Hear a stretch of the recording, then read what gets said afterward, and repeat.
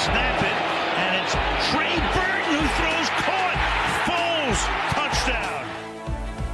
Looks like man-to-man coverage. 4th and 3. Game on the line. Williams lofting one for a dude. He caught it! He caught it! Kamara in at tailback. He's got 5 rushing touchdowns. And now 6. Tied for the most all time.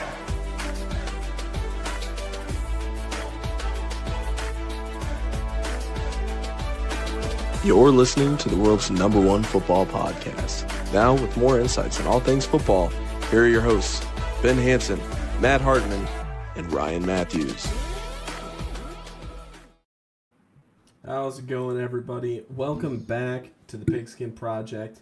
I hope everybody had a great draft weekend. I know that we did. Pretty eventful. I know it was pretty exhausting, too. I mean, a lot of traveling between the three of us and everything. So, glad that we could all get together. We put out some content for you. There's a chance that we've got some new eyes on us today. If you are coming from TikTok, YouTube, etc., thank you for tuning in. We really appreciate it. If you haven't seen our first round review, we put out like a solid hour and 20-minute long mini episode out for you guys. It's out on YouTube. So go ahead and check that out as well. Matt went ahead and put that together for us, so you can see that. We had a TikTok blow up. I want to say over 18,000 views, so that was really, really cool. So we want to thank everybody that tuned into that as well, including all of our followers on TikTok. But without further ado, that's it for all the stats and everything. Go check out that extra content if you want, but if not, welcome into the show. Ben, how are you doing? Matt, we'll get to you here after him. No. I'm doing great, man. It's been a really, really busy week again as a graduating senior, like the week before finals and stuff. Stuff is definitely starting to pick up. Doing great. It's been a very long week, but excited to be here. Loved my team's draft. But yeah, excited to talk about you guys. Matt, how you doing? Doing great, Ben. Excited to talk ball as usual. Let's get right into it. Yeah, so starting off with somebody who maybe not had a fantastic week. Shedeur Sanders, if you live under a rock, got prank called. It was, it was a prank, right? However, it was a heck of a story. Come to find out, Falcons defensive coordinator Jeff Ulbricht's son unintentionally jotted down Shedeur Sanders' number, to which it got leaked, and then at that point started making prank calls and everything as well. So as a result, the Falcons have been fined $250,000, and Jeff Ulbricht has been fined $100,000 over the leak of that number. And in my opinion, maybe not. You guys can kind of correct me on it, but the first thing that I thought of when I was jotting this down in our notes, today was, holy cow, good luck getting a head coaching gig. I mean, you have to put that on your resume, right? Like, this did happen, and I was kind of responsible for it. I don't know. Do you guys think that this will affect him at all going forward? No. I don't think so. I don't. What do you think, Matt? No, I couldn't care less about this, I'll be honest. I think it's dumb that they got fined, to be honest, even if it is the Falcons. The first thing my head went is nothing football related. It's, what would my father do if I costed him $100,000? That was like my first, because I'm 21, the same age as the kid who pulled off the call. And so, he's already out of the house. So, does Jeff Ulbricht let him back in? Probably not. So that was my first thought of the prank call, to be honest, because that's a lot of money to be costing your dad, and harmless prank, you think, and you film it and post it. Yeah, man. All right, dude. Not great. Not a good look. He was not the only one too that had gotten prank called, and we'll get into the other stuff. they happen every in a little year. bit. Yeah, it happens every year, but this year's bad. Shedeur, Shiloh, Tyler Warren, Kyle McCord, Josh Connerly, Abdul Carter, and I think probably the one that might hurt the most, like looking at the list, is Isaiah Bond, a guy who went undrafted. And that has to really suck too. Like getting that call, I'm going to get drafted. I'm going to get drafted. And then none of it actually ends up happening, and you go undrafted. Again, it happens every year. It happened to Cooper DeJean last year. So if any of these guys turn out anything like Cooper DeJean, I think they'll be just fine. In the moment, I bet it really sucks, but I think these guys will be fine. At the end of the day, they are playing in the NFL. They are, playing the sport that they love for their jobs. I think it'll be all right. Absolutely. I do think, there's two sides of it. Obviously, there's some people that think that it's justified. Then there's some people, like us that think, hey, maybe this is kind of a little too much. You know what I mean? I will say it's kind of weird that this is like the first time it really seems like they're, hey, this is a problem. We should really kind of hanker down on this because, it's getting out of hand. But I don't know. It's interesting. Let us know in the comments like what you guys think as well. We'd love to hear your guys' opinions. Next up, we've got a couple extensions. So Van Ginkel of the Vikings signed a 1-year, $23 million extension with the Vikings. So they locked down a linebacker there for just another year. And then George Kittle, turns out he did want to become the highest paid tight end in the league. He signed a 4-year, $76.4 million contract extension with the 49ers. Pretty long-term extension. Pretty excited about that for Kittle, but what do you guys think? I mean, we had all talked about, maybe it'll come after the Purdy stuff, which I think we all thought it was going to happen, just because you do have to play Purdy, and I would be very shocked if they didn't. But hey, maybe they're riding with Curtis Rourke now, right? But no, well-deserved contract for George Kittle. Again, we talked about him probably being the best tight end currently in the NFL. So it just makes sense that you keep this guy around at the highest paid tight end contract. Matt, any thoughts? Yeah, I mean, starting with the Van Ginkel one, he signed a 2-year contract last year. So, I mean, this is kind of what the Eagles do, give a little bump of like, here's some new money. You overperformed expectation. He had 12 sacks last year, so definitely deserved the new money. 23 million, I think it was. And then the Kittle thing, he makes $400K more than McBride, who signed his contract to be the highest annual tight end 3 weeks ago. So yeah, I mean, he just wanted to hit that number. The thing about these contracts is like he's 32, so I wonder what that contract kind of looks down the pike at 35, and if he even sees that money, because it is what it is, how guys age and just overall decline. So, but no, it made a ton of sense. Get your locker room kind of guy, sealed first, and then let's move on to the Purdy thing. Matt, I threw you the lob and you dunked it, man. That was awesome. I was going to say the same exact thing as you when it comes to the age.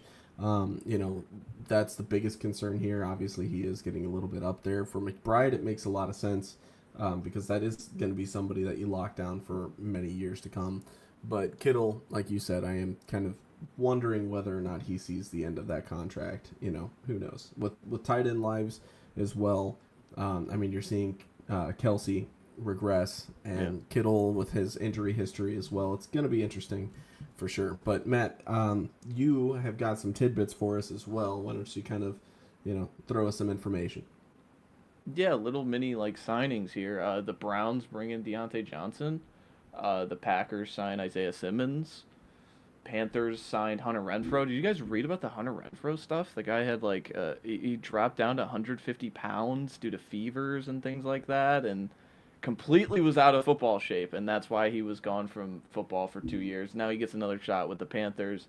And then the Bills today signed Elijah Moore, which the Elijah Moore thing, like the immediate thing I thought of is like they have Shakir, they have Elijah Moore, they have Curtis Samuel, and even like Dalton Kincaid is kind of in the slot realm, and they have one of the most talented quarterbacks throwing the ball down the field, and they have all these receivers who just work well after the catch and within 10 yards. So I feel like getting another guy like Elijah Moore, you're limiting Josh Allen in a way, but still. And then you guys see Jordan Travis, retired, former Florida State guy. That's kind of more of a college football than an NFL thing. You know, he's most famous for his injury, which he now retires early because of that same injury. So I thought those are the stuff that's kind of hit since the draft. Nothing major, and I don't think anything else will be major in terms of signings until the season really kicks off. Yeah, for sure. No, I agree. A lot of them probably are camp bodies, but yeah, that Jordan Travis one was sad.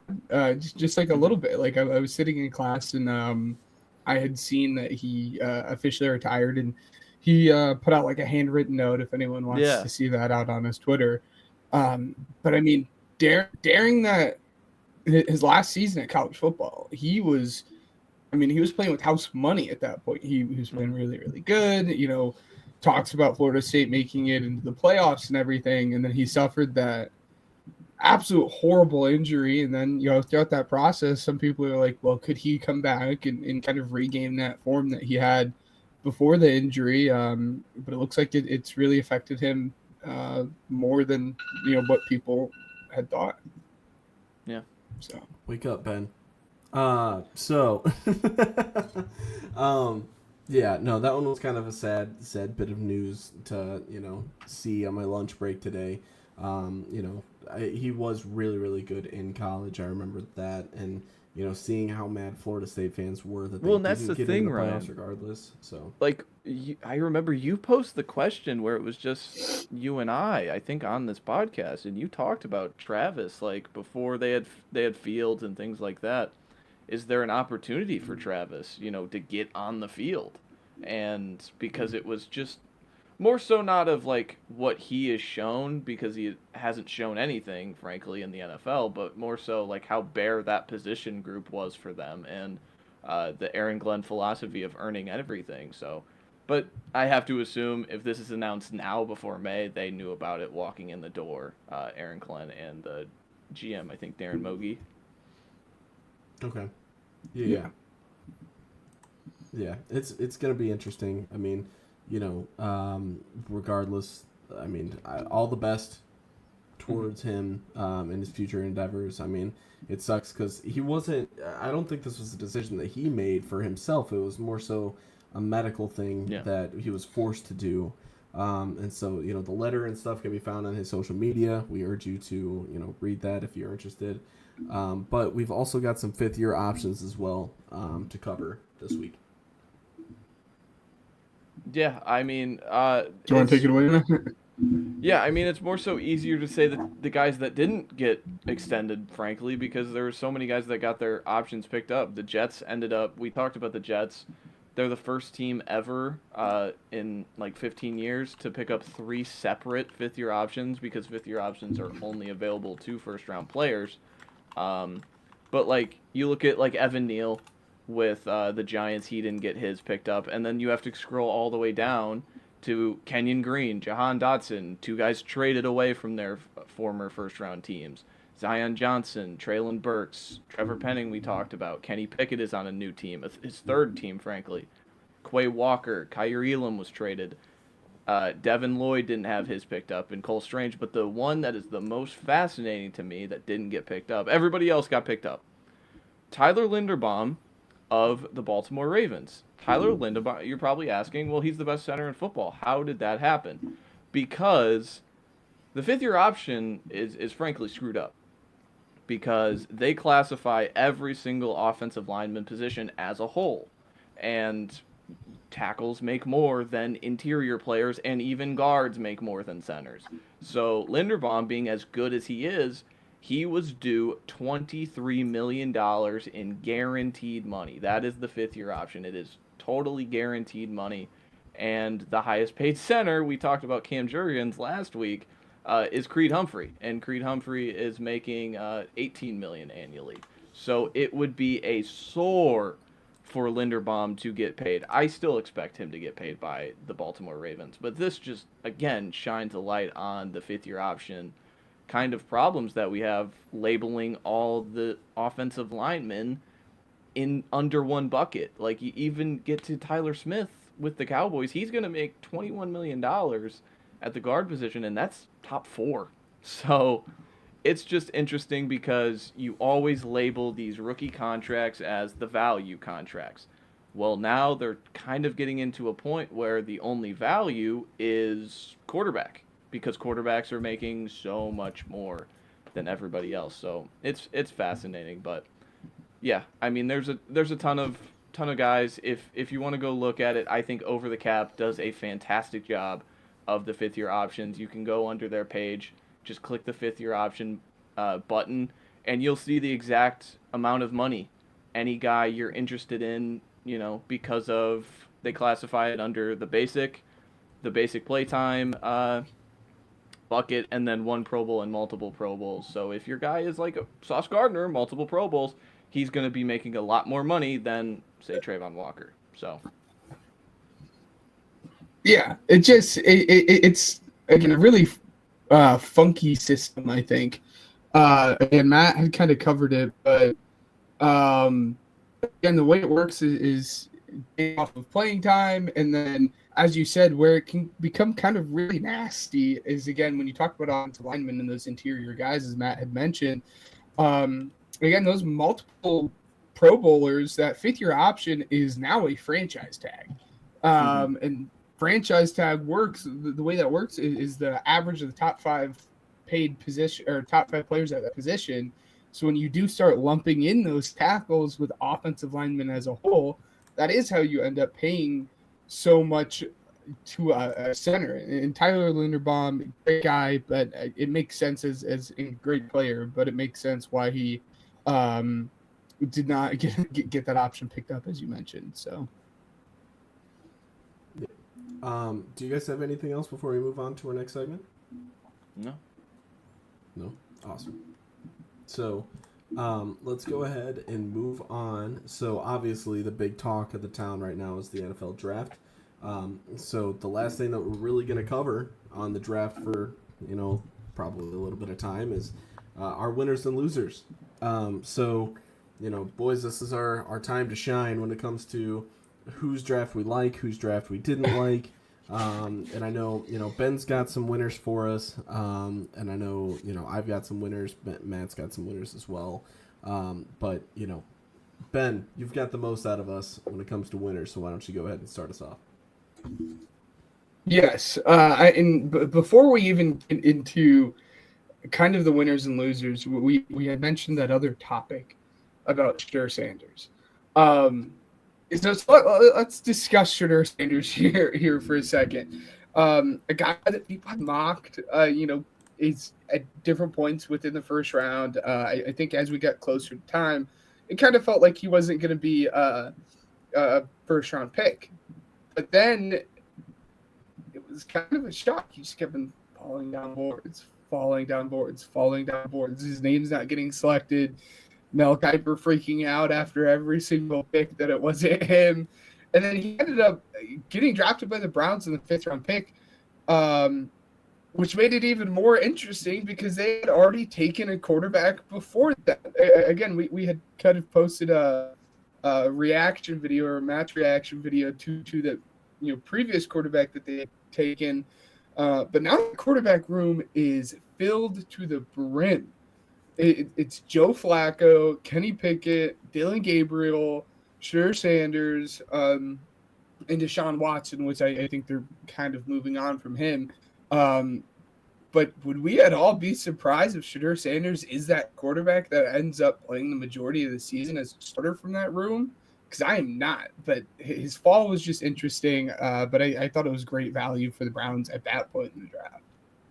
Well, that was one of the things that Matt and I had talked about on the way home was, hey, the Browns do have Sanders, and we wouldn't be surprised if, that was something that happens where, maybe not majority of the season. I mean, Flacco had some luck there, or success, I should say, better yet, in Cleveland, to where they maybe fall on him as the most reliable option and let Sanders kind of develop in the wings. But, I would say it's not out of the ordinary, or not out ordinary, more so it's not out of the realm of possibilities that, Sanders gets thrown in as maybe even the backup to start the season.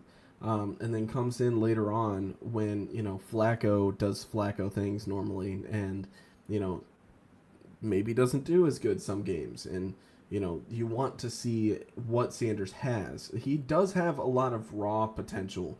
It's not that he's a bad athlete, because I think everybody in the draft, Mel Kiper specifically, but I know that a lot of the draft experts were even saying, like, this is a very talented quarterback to be falling into, the 5th round where he was drafted. So, to say that, is even shocking. We thought going into day 2, he was not falling out of the 2nd round. Heck, we thought that he was going to be picked 1st overall in the 2nd round. So, going to Cleveland as it is, we knew he was a Cleveland Brown. You know what I mean? That's what we had kind of picked up on. But regardless, when it comes to him playing, it's going to be really interesting. I did make a comment to Matt. I will be going to a Bears game this upcoming season, and seeing the Browns play at Soldier, I wouldn't mind it if Sanders was the quarterback for that game, even if it's, early on in the season. If he does end up starting, awesome. Let me play against Shedeur Sanders early on. That would be really good for my team. But that's something that I hope to see. And for Cleveland as well, if they can get a value player at that low of a draft pick, at such an important position, you got to think about it. It's cheap, even though they don't get the 5th-year option, that might work out pretty well for them depending on how he works. And the last thing that I'll note before, throwing it to Matt is, the big thing that I really question is his character and work ethic. Without his dad being there as coach for the first time in his life, this is going to be really interesting to see exactly how far he's willing to push himself. You're seeing these videos resurface on social media of him and Cam Ward practicing together, and Cam Ward kind of calling him out after that first drill because he's going to get a drink. Cam Ward's like, hey man, like, this is the first drill, like, what's going on? People are starting to make character comparisons between him and Cam Ward and say that that's why Cam Ward was picked number 1.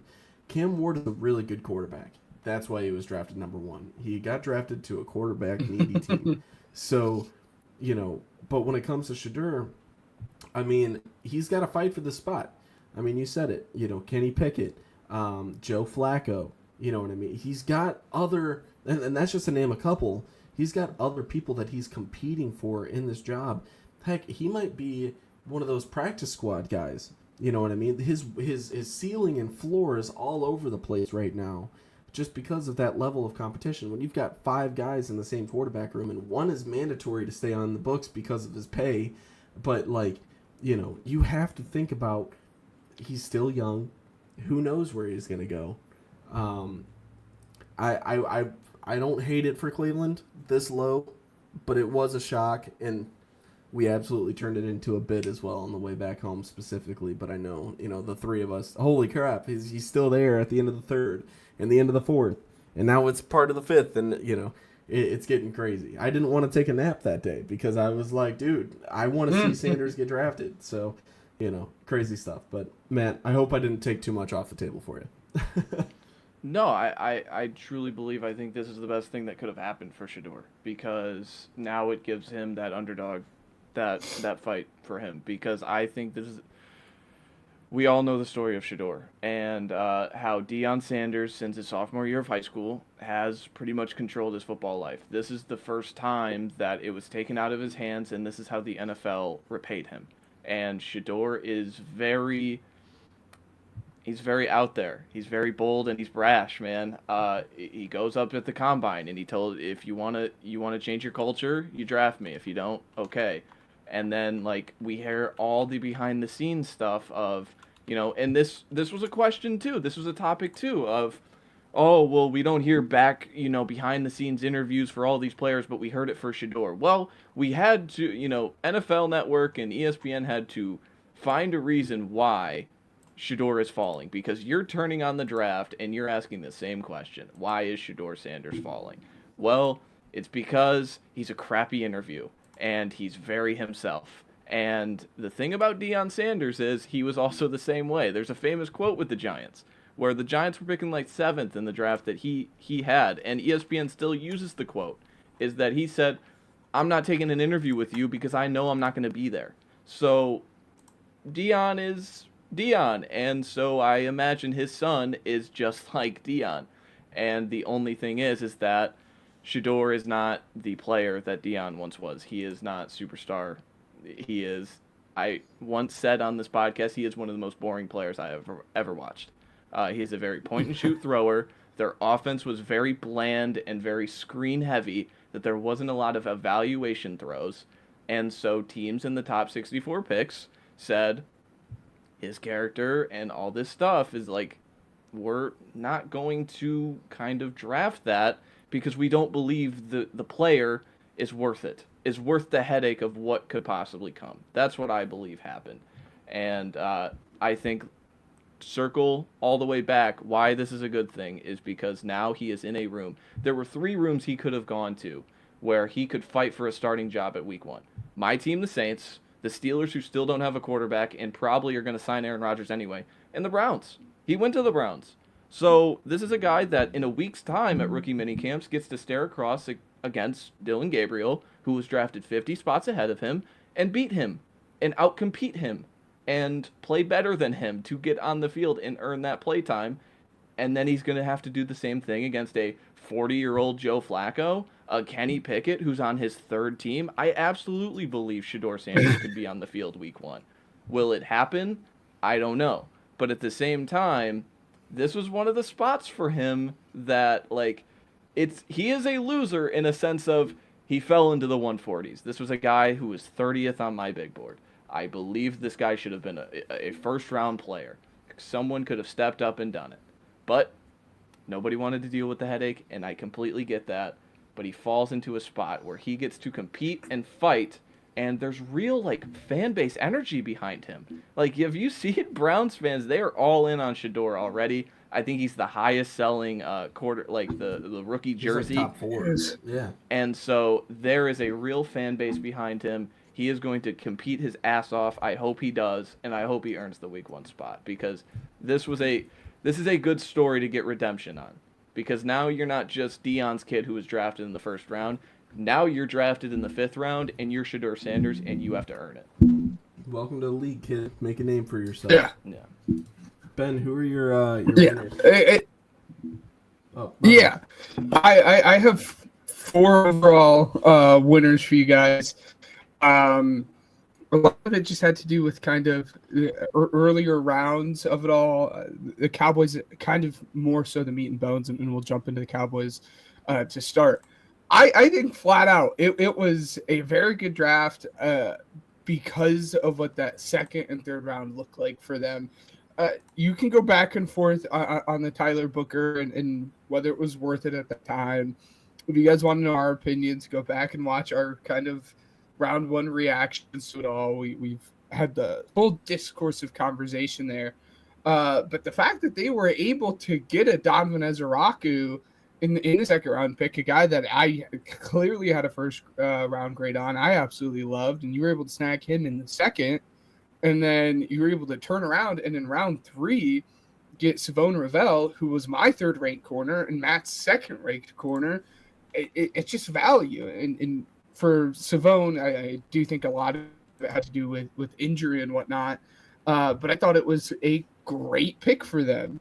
And then shifting over to the Panthers, I just kind of liked their first 2 days of the draft as well.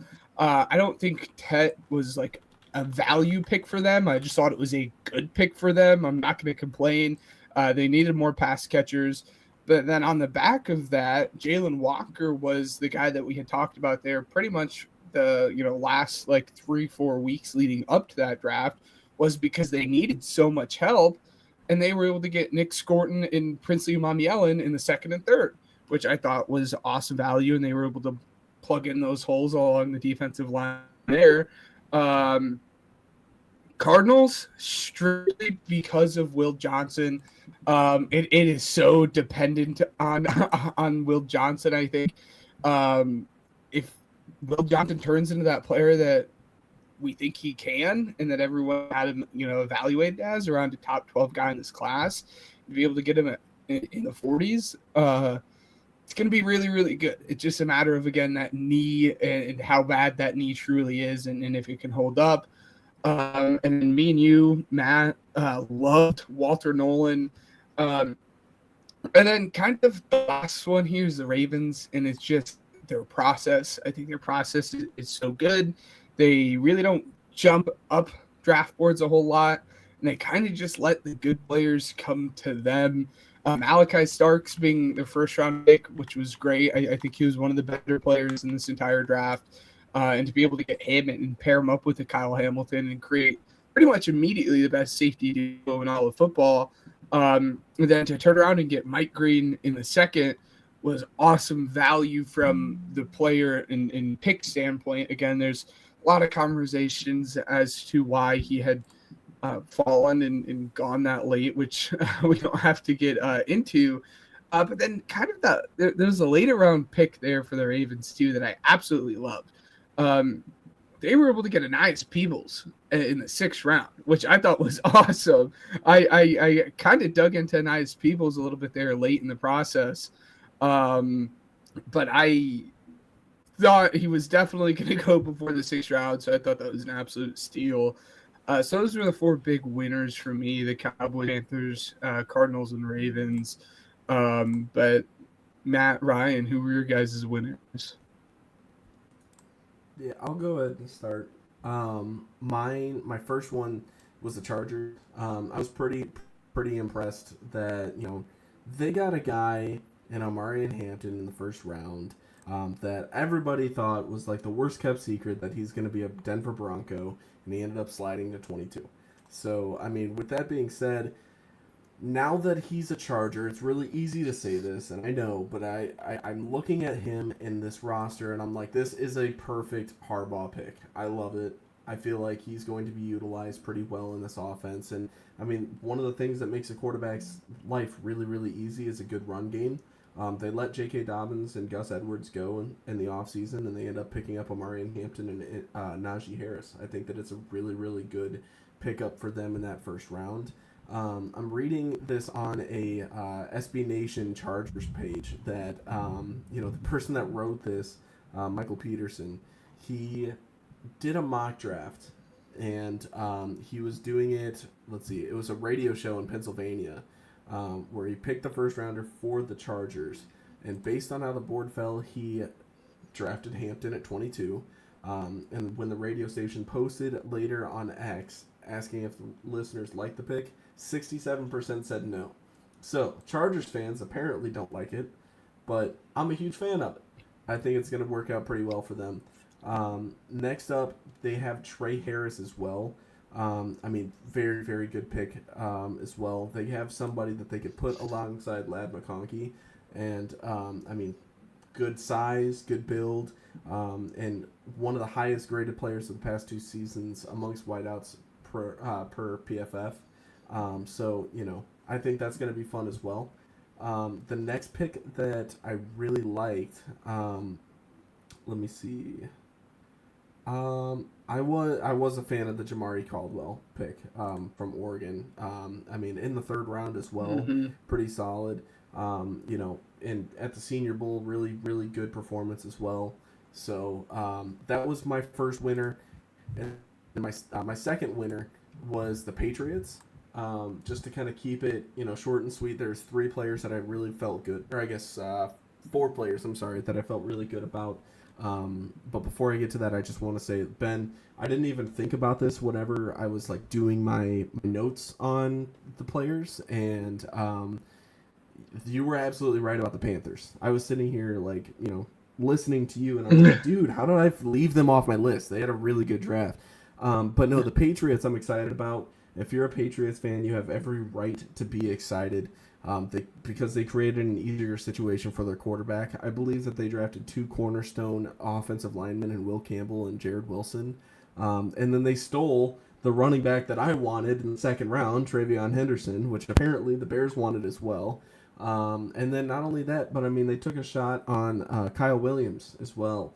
Got him a little bit more firepower on the outside. So, same thing stands as the Chargers. Good running game helps out a young quarterback.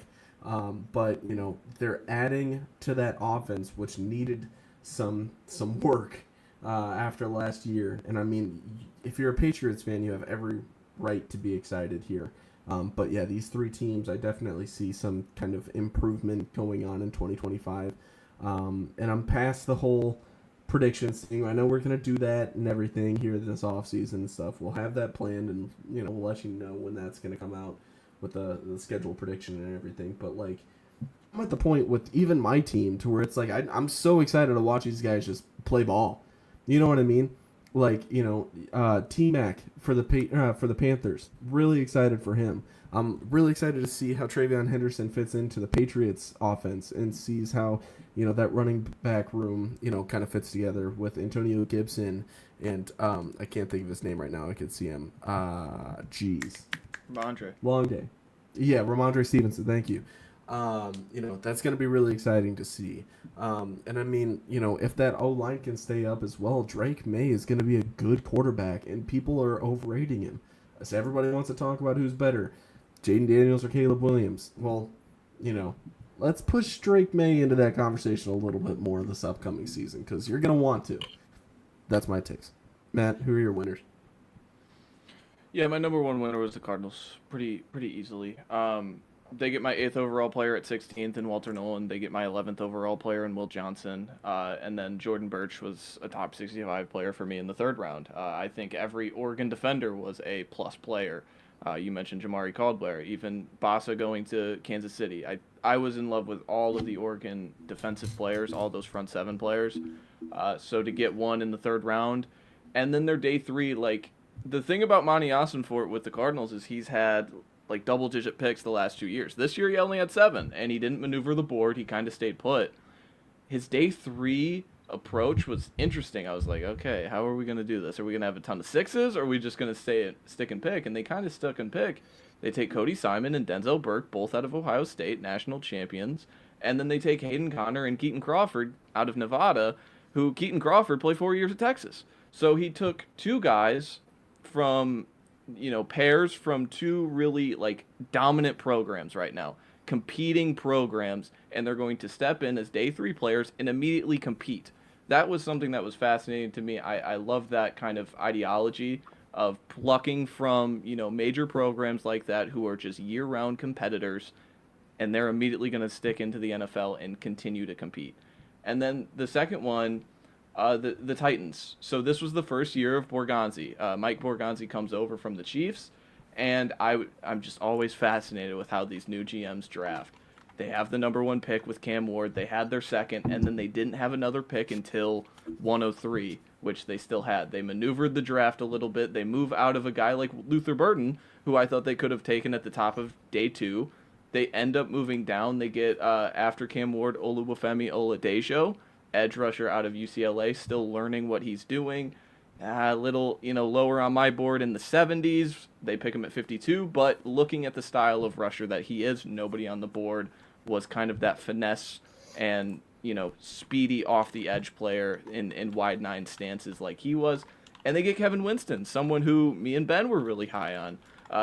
Doesn't play in 2024, comes in late, and, late into this process, he was kind of a late riser for everybody, and he's kind of the backup plan. I think Amani Hooker has 1 more year, so their day 2 approach was, all right, let's find starters long term at edge and safety, and then the day 3 offensive surge.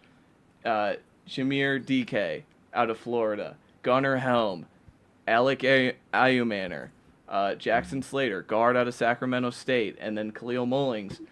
Just dart throws. Let's just throw darts. And if DK is a player for us, then he's a player. If Gunnar Helm is a long-term, 12 personnel tight end, we have another one. Ayu Manor, kind of that different, welcome back Nick Westbrook-Akine kind of vibes for him. And what they did this offseason already, signing Dan Moore. They have big ticket in Calvin Ridley, who was from the Rand Carthon era. You can't really get rid of him, but he's still a decent playmaker. And they brought in Tyler Lockett pretty quickly, I think, before or after the draft. I can't remember. But so what they're doing for Cam Ward is just providing stability. They are not kind of just like, all right, number 1 pick, throw him out there. Let's see if he's a playmaker. They're providing stability among all lines of defenses. The offensive line getting Zeitler at right guard and Dan Moore I mentioned. And just throwing dart throws on, athletes at the position. That is what DK is. DK is all athlete right now. The production at Florida was nothing, but he's a 9.9 RAS guy. So just throwing dart throws on it. I thought the Titans were fascinating. And then the loser I had was, Shedeur Sanders, so we already talked about that. But if you want me to talk about my Saints as a loser, I can. I thought the Saints reached on value multiple times in this draft that I didn't like it, especially the first 2 days. I had Kelvin Banks in my 20s. They took him at 9. I completely get it if you want to play him at left tackle. Tyler Shuck was in, late 50s, and I'm high on the guy, and you took him at 40. Whatever. And then Vernon Broughton didn't make my top 100 and you took him at 71. So, and then overall, when the fan base is getting excited about, a 6th round running back in Devin Neal, who I didn't even like, that's when, the draft wasn't too great. So let me add on that really quick with Ben, because, that was one of my losers, the Saints. I hate to hate on your team, buddy. I was rooting for you. They finally volume drafted. That was a plus, but I think the value was pretty bad along my board. Some people I know did like the Saints draft. I was gonna say, this is verbatim what I have in my notes. Okay, I said I don't like the quarterback pick in the 2nd round. If you intend on tanking for Arch in the future, you could have used that 2nd round pick on something useful to cover the many holes in this team and roll out Rattler at quarterback in 25. This is a punt of the season. Instead, they invested heavy stock in a quarterback that's 26, who started 32 games across 7 seasons and has suffered multiple season-ending injuries in his collegiate career. I'm not a fan of Banks personally, but NFL circles were apparently big on him as teams were trying to trade up for him as well. So, personally, if we're building a big board, Kelvin Banks wasn't one of my favorites. The Saints did us a favor, I guess, because Kelvin Banks was big on the Bears board if he was there. So, appreciate that. But that was my takes with it. I understand we disagree with some things, and that's totally okay as well. But my last loser that I had was the Texans. I said C.J. Stroud, this is, again, verbatim what I had in my notes. C.J. Stroud should go on strike. Josh Conley and Josh Simmons were both on the board at 25, but they decided to wait until the late 2nd round to bite on offensive line and Ariante Ursary. They emphasize on receiver to help in Jaden Higgins and Jalen Noel, which is fun, but what's the point if your quarterback isn't protected? Ask Trevor Lawrence how that ends. So that's how I feel about that Texans draft. I'm not really too big on either of those teams, but, to each their own. Yeah, we'll disagree on that one. I'll be honest. I liked that. Yeah. I liked it to be able to get both of the Iowa State guys and pair them up and get more, pass catchers and wide receivers out there. I liked the draft. I thought it was a fun draft, but I don't know. Really quickly too on that Saints draft. Yes. On that Saints draft, a lot of fans are not happy about the Tyler Chuck thing, right? But I don't think at the end of the day it was an awful pick. You can have the conversation about that. But Tyler Chuck, as the three of us have talked about, I think is that perfect quarterback to transition the Saints from what they have now into what they're going to have in the future with, let's say, an Arch Manning or something, because he's not a guy that you're going to buy into long-term because of that age. So you don't have to worry about keeping him around for such a long time if you turn around and draft a guy. And it is also hopefully going to play at a high enough level that you can evaluate the talent that you have around your quarterback position to see what needs you do need to fill in before you end up getting whoever that quarterback in the future ends up being. Again, the Shedeur probably would have been a better pick there, but I'm not completely out on the Tyler Chuck thing when you look at it going into it knowing that he's going to be the transition quarterback. When I jotted that down, I understood that there was going to be a disagreement as well at the quarterback position. And that's okay. You know what I mean? I understand that our big boards are going to be different. They're going to look different. And we're going to have different opinions on these things. And, that's okay. To me, I don't understand it. I would have liked to see the Saints go with a different position there. But, with that being said, I mean, there's not too much defending it for me because I understand. There's some people that really like it and there's some people that don't. I just so happen to be one of them that doesn't. You know what I mean? So I said it in the moment to you guys when we were together. Yeah. If he's the Davis Mills to get you to CJ Stroud, I can't complain about it. Like that's the one thing absolutely. Is like this was the one draft that if they took one at 9, that would have been a real like hard thing to swallow for me specifically. So I guess my question to you as a Saints fan would be, if you're drafting this guy to be your Davis Mills, why couldn't Rattler be that for you? Because clearly that was the old regime. That was that Dennis Allen picked that pick. Kellen Moore didn't pick that pick. Kellen Moore wanted his own quarterback. Yeah, okay. That's fine. I mean, if your coach wants his own quarterback, that's clearly, fine. I think if you're taking him at 40, I think Kellen Moore was in the room, pounding the table. Yeah. That's what I believe. Okay. All right. That's it for me for draft winners and losers. But do you guys have any other comments or anything like that? I know Ben's probably got some more, right? Yes. I have 2 losers, and I would like to apologize for the delay, guys. We got a bit of a storm rolling in, and it is affecting my already bad internet. That being said, there were 2 teams that kind of stood out to me as losers. Again, I hate to say losers because every team at least is getting more players in, and you don't know how it's going to project 5, 6, 7 years out. Yeah. But kind of the 2 drafts that I weren't the biggest fan of, I guess, is kind of the better way of putting that, was the Vikings and Niners. Vikings strictly because I wasn't the biggest fan of their first 2 picks, and they just didn't have enough picks to make up for it. They only held 5 picks. They went Donovan Jackson, Ty Felton, Tyron Ingram, Dawkins, Kobe King, and then a tight end out of Pitt. For me, I thought Donovan Jackson was a bit of a reach. I get wanting to fill in that Iwell position.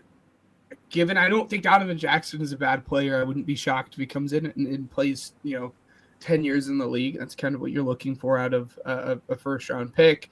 But I thought it was a little bit of a reach there at pick 24. And then Ty Felton, I just was not a fan of picking Ty Felton in the 3rd round, especially when you consider all of the other wide receivers that were on the board at that point. And then, again, that other draft I wasn't the biggest fan of was that Niners draft. Really, with the first 5 picks, I guess the first 4 picks, the only pick that I was a fan of was the Alfred Collins pick. The first 4 picks was Mikal Williams in the first round, Alfred Collins in the second. But then that 3rd round is where it really gets rough for me in Nick Martin and Upton Stout. I thought, to be frank, those 2 3rd-round picks in Nick Martin and Upton Stout were really reaches at that point. Again, players that I think are going to be fine. I liked Upton Stout, but to take him in the 3rd was upwards of like 35 to 60 picks above where I would have had him on my big board. And then Nick Martin, it was a weak linebacker class, so I can kind of get it in that light. But in the 3rd round it was really, really rich for me. Those were, again, the two drafts that really stood out to me as drafts I wasn't a big fan of. Cool. All right. Matt, any comments or anything like that left for this segment? No. All right. Well, then we're going to go ahead and close it out then. Ladies and gentlemen, I mean, that's essentially... Oh, Ben, go for it. I'm sorry. Yeah, no, really quickly. This was outside of football. I wanted to get his opinions on record, and wanted to save it until the end because that has absolutely nothing to do with football. Big debate going around social media right now. And I'd love to get y'all's opinion on it. Oh, God. How did I know Who you were would win gonna in a bring this up, fight? too? 100 men or one gorilla? I would love to hear what you guys think. 100 men or one gorilla? Who's winning in a fight? Ben, hold on, Matt, before you answer. Ben, can I know your take on it first? I think if it's just like a normal This is gorilla, crazy. We a haven't normal discussed this at all. 100 men- I think it's probably the 100 guys. But if we're talking about, like, they're both angry, they're both wanting to win, I think it's the gorilla, right? Like, I don't think 100 guys are going to stop an angry, just rampage gorilla. I think the gorilla wins 100 times out of 100 if everyone is both angry. But it is a fun debate. What if we dedicated though? What if we... This is... Well, that's what... This is... It's so cut, clear, and obvious. The gorilla's going to win this. The gorilla's going to win it. There's so much fight or flight that's going to kick into this. Gorillas are ridiculously strong, and they've got really crazy, like, thick skin as well. So it's not like, oh, I'll just jump on his back and choke him out. We'll have a Khabib in there, and it'll be fine. Like, no, it's not that simple. I promise you, it's not that simple. I just joked around with my coworker and argued with him as a joke on behalf of the gorillas, and all I could figure out was, I don't know, we'll figure it out. It'll be fine. We'll figure it out as humans. There's 100 of us. We'll put our heads together. No, the perfect representation of what was going to happen to us is, if you guys have ever seen the Avengers where the Hulk just takes somebody, I think it was Loki, and he was like, do. That's what a gorilla will do to one of you. And then he'll use that person as a weapon and swing him around and stuff. It's not going to end pretty for us 100 humans, okay? I don't care who it is. I don't care if you've got the 85 Bears out there as a defense, you know, going out there and trying their best against this. It doesn't matter. It's a gorilla. Why, like, the fact that this is a debate online is crazy. This was happening, like, as Matt and I were coming back from the Cubs game with Caitlin on Sunday. This was a legitimate argument. And I'm like, dude, look at this. This is something like, I thought it was a funny internet meme where they're like, oh, like 100. No, there's genuinely people out there that think 100 men will take out a gorilla. No, please do your research on gorillas. They're insane. They're crazy strong. I know it's not like, I'll put this in the same way my coworker did, right? It's not like you're just going to look at the gorilla and say, bad gorilla, you sit down. The gorilla's... No, it doesn't work like that. It doesn't. Put it that way. Matt, your take, I guess, before, I think 100's too many. I'll be honest. I think we could do it with like 60. Why? I'm honest. No. Come on. I think if we're dedicated. Absolutely.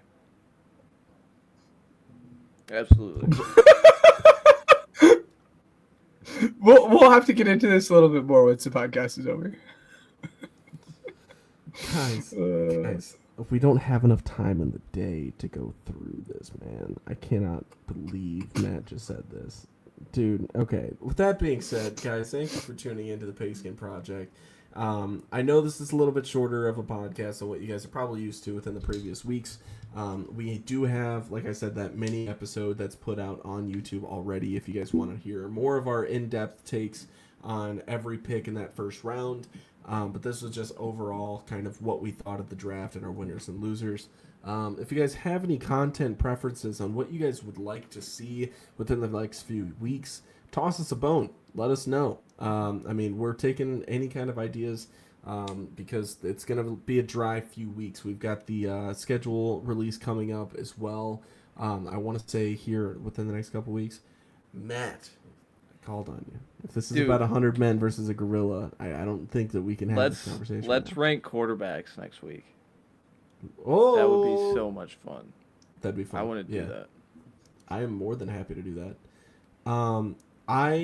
We can do that. So next week, ranking quarterbacks. It's gonna be good. Let us know if you guys have anything else. We want to thank Spotify for Podcasters, Regional Radio Sports Network, and Uppercuts Grooming for helping us grow as a podcast. And then to everybody else in the last week or so that is tuned in to our content and everything as well. Especially, for the past month and a half or so that we've had of YouTube content that has been put out that everybody's been tuning into as well. We got just under 2,500 views on shorts. No, over, actually, yeah. On YouTube Shorts. So, if you're one of those people, hi. Thank you. Thank you. We'll see you guys next week. This has been the Pigskin Project.